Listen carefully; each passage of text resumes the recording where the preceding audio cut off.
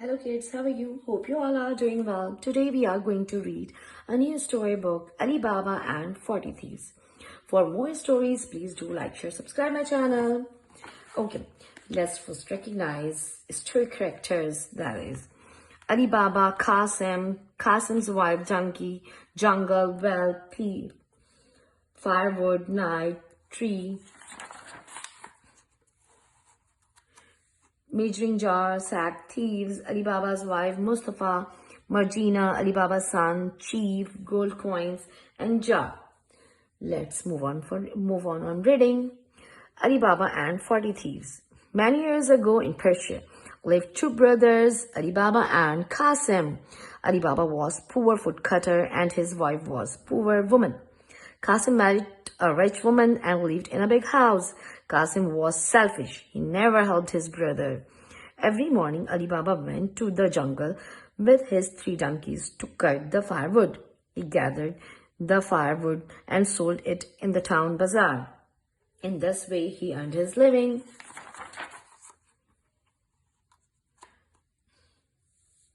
One day, Ali Baba was busy gathering firewood. Suddenly, he saw a horseman coming toward him. Curious to see who the horsemen were, he hid the donkey in the bushes and climbed up a tree. The horseman stopped near a sock by the tree. Look, how is looking behind. He hid behind the tree. The horseman stopped near a rock by the tree. One of them, who was their chief, got off his horse and shouted, "Open, Samson!" In a moment, the door of the cave opened and they entered it. After some time, they came out empty-handed. The chief of the band called, "Shut, Samson!" and the door of the rock closed. Then the man rode away. There were 40 in all.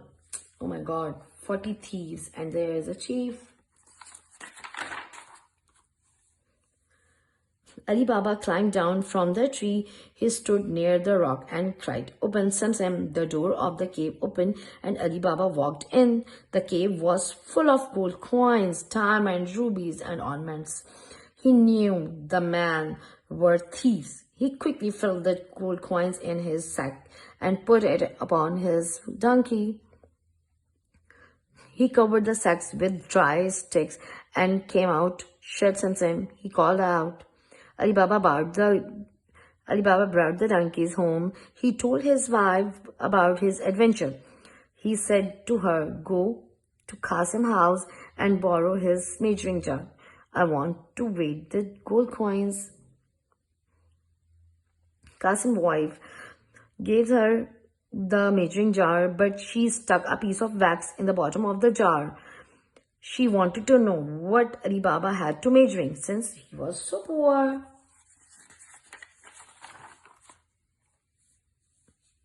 The next day, Ali Baba's wife returned the measuring jar. She was simple lady. She didn't notice that a gold coin had stuck in the bottom of the measuring jar.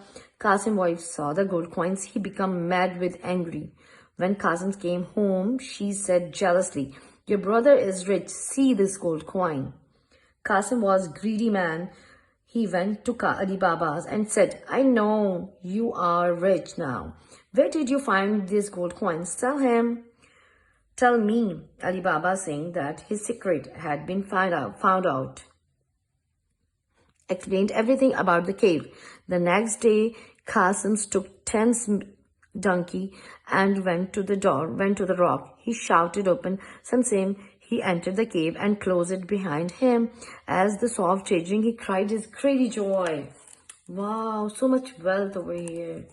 Look how Qasim's looking that. He loaded the donkeys with 10 sacks full of wealth, but in his excitement, he forgot the magic words. He couldn't come out and wept like a child. Suddenly, the door opened and the thieves entered. They saw Qasim and donkeys laden with their treasure. The thieves rushed at Qasim and killed him with their sword. After some time, they left and closed the door of the cave behind them. Qasim's wife became worried. She came to Ali Baba's and said, "It's getting dark and Qasim has not come home." Ali Baba knew where his brother was. He went to the cave and with his donkeys, he found Qasim's body. He laid the body on his donkeys and sacks of the gold coins on the other two. Then he returned home. He left the donkeys laden with the gold coins with his wife and drove the donkey carry Qasim's body to his house. "Don't let anyone know how Qasim died," he said to Qasim's wife. Then Ali Baba turned to Margina, Qasim's clever slave girl, and said, "Go to Mustafa, the shoemaker. Tell him to come here to sew the fount of your masters." Margina went to Mustafa. "My master is badly wounded. Come and sew his wound," she said to Mustafa. She gave him a gold coin. Mustafa agreed to come with her. Margina tied a kerchief over his eyes and led him to Qasim's house. After Mustafa finished his job, she blindfolded him and led him back to his shop. Margina pushes another gold coins into Mustafa's hand and said, "Please don't tell anyone where you have been." "I promise," replied Mustafa. After Qasim was buried, Ali Baba and his family moved into Qasim's house in the evening. The robbers came back to their cave. Their body was gone. Someone else also knew about their secret. They were angry.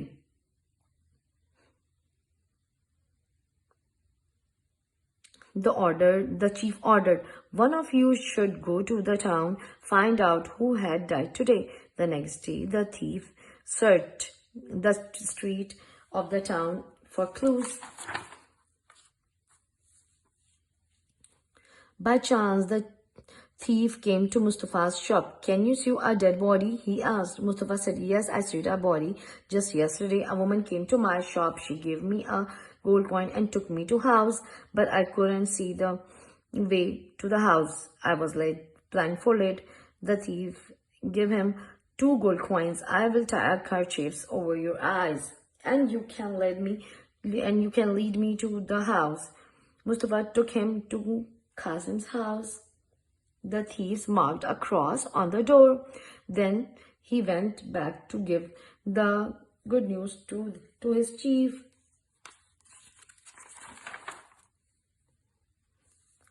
When Margina came out of the house, she saw the mark. She said to herself, "Someone wants to harm his house."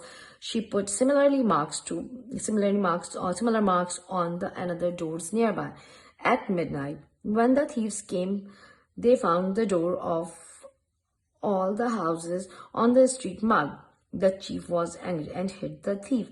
The next day, with Mustafa's help, the chief found the house. He studied carefully. The chief worked out a crafty plans. At night, the chief came to Qasim's house dressed like an oil merchant. He had about 20 donkeys. They were loaded with 20 jars each. He said to Ali Baba, "I am an oil merchant from a far-off city. I wish to spend the night in your house." Look, 20 jars on 20 donkeys. They all are like jars full of oil. Ali Baba said gladly, "I welcome gladly." Ali Baba said gladly, "I welcome you in this house. You are my guest. My servant will unload the jars in the shed. They will give water, foods to your donkeys. Margina will cook supper and make the bed for yours." Margina had to see a lot of things. It was late in the night. The lamp went out. Their stock of oil has exhausted. She said to herself, "There are 40 jars of oil in the shed. I will get a little from one of them." As she touched a jar, A voice came from it. Is it time yet? Margina was startled, but she quickly called out in a deep voice, not yet.